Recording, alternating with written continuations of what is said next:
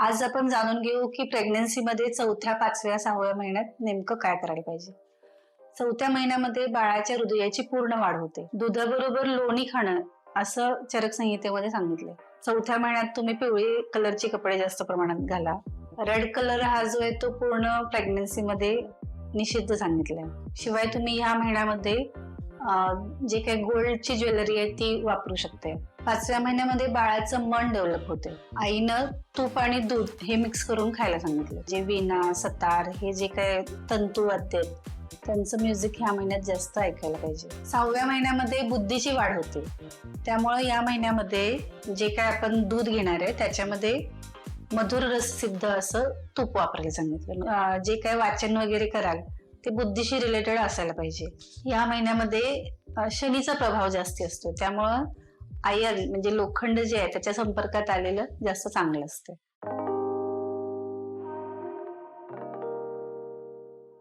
नमस्कार, मी वैद्य स्वाती यादव कल्याणी शयरोग पुणे या चॅनलमध्ये आपलं स्वागत करते. आज आपण जाणून घेऊ की प्रेग्नन्सीमध्ये चौथ्या, 5व्या, 6व्या महिन्यात नेमकं काय करायला पाहिजे. चौथ्या महिन्यामध्ये बाळाच्या हृदयाची पूर्ण वाढ होते आणि त्यावेळी स्त्री शरीरात 2 हृदय असतात, म्हणून तिला दवहृदय असे म्हणतात. आणि ते जे बाळाचं हृदय तयार झाल्यामुळं त्याला त्याच्या इच्छा व्यक्त करता येतात. म्हणूनच आपल्याकडे जे समजलं जाते की डोहाळे लागतात त्या बाईला आणि तिला काय खायची इच्छा होती, तर त्यावेळी तिला जी काही इच्छा होईल ती थोड्या का प्रमाणात तिला कम्प्लीट करायला पाहिजे. तर तिचं मन समाधान होते आणि बाळाची वाढ पण चांगली होते. फक्त जर अपथ्य काय तिला खावंसं वाटलं, म्हणजे समजा पाणीपुरी खायची इच्छा झाली, तर अगदी थोडं खाऊन ते मन समाधान करायला पाहिजे, नाहीतर त्याचा परत दोघांना पण त्रास होईल.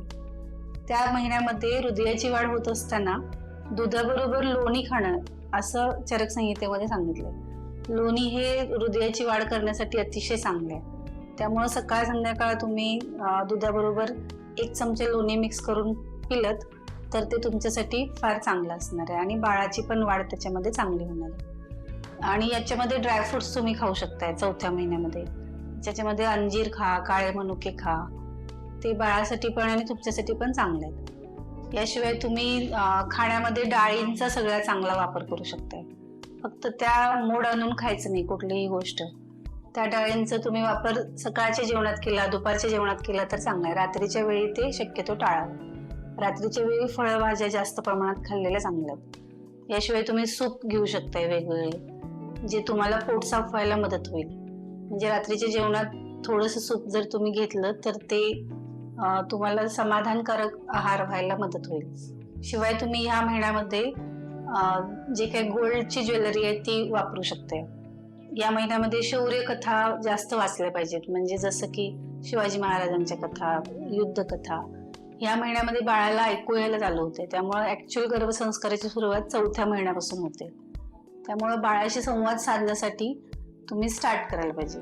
आणि ज्या गोष्टींमध्ये तुम्ही दीर्घकाळ एंगेज राहाल, म्हणजे जसं की क्ले वर्क म्हणा, एखादा आर्ट फॉर्म, ते सगळं करायला सुरुवात करायची.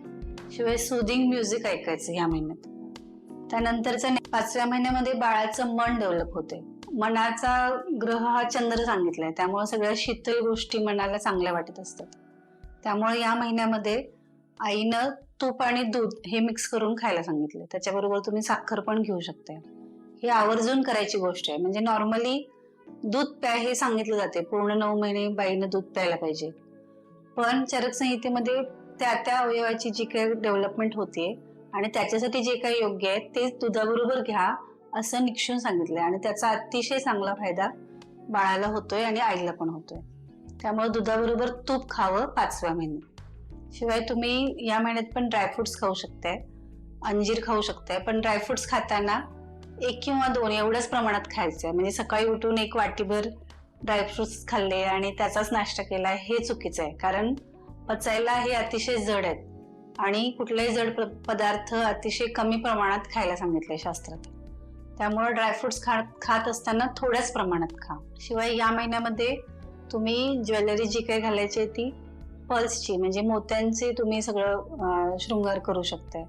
त्याच्याने तुमची हीट कमी व्हायला मदत होईल आणि चंद्राला सपोर्टिव्ह ते असतात मोती म्हणून.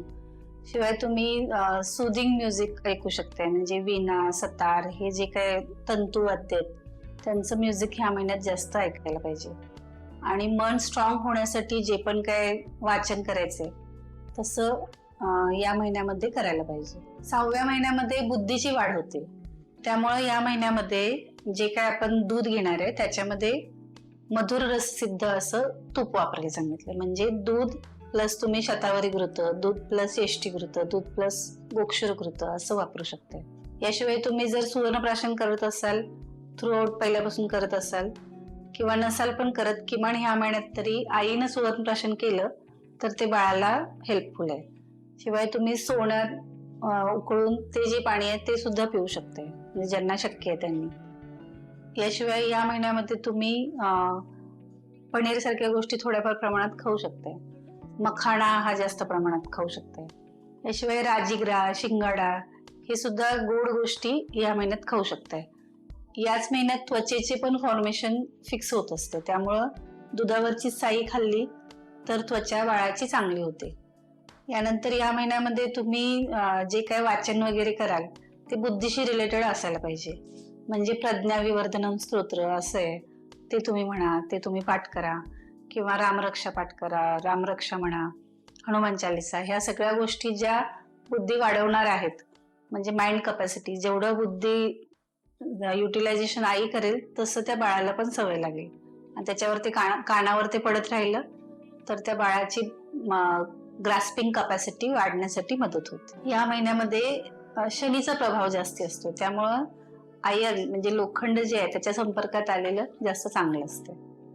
शिवाय तुम्ही बुद्धीला चालना देणाऱ्या म्हणजे क्रॉसवर्ड सोडवणे, सुडोकू किंवा तसं वाचन करणे, या सगळ्या गोष्टी या महिन्यात आवर्जून करायला पाहिजेत. या तिन्ही महिन्यात 4थ्या महिन्यात तुम्ही पिवळी कलरचे कपडे जास्त प्रमाणात घाला, 5व्या महिन्यामध्ये पांढरा कलर जास्ती वापरा आणि 6व्या महिन्यामध्ये ब्ल्यू आणि ब्लॅक कलर्स हे वापरा. रेड कलर हा जो आहे तो पूर्ण प्रेग्नन्सीमध्ये निषिद्ध सांगितलाय. यामध्ये आम्ही थोडं काय सांगण्याचा प्रयत्न केलाय, त्याचा तुम्हाला उपयोग झाला तर नक्कीच आम्हाला कळवा. तुमच्या प्रियजनांना हा व्हिडिओ शेअर करा आणि आमच्या चॅनलला लाईक, शेअर, सबस्क्राईब करा. असाच व्हिडिओ पुन्हा घेऊन येईपर्यंत धन्यवाद.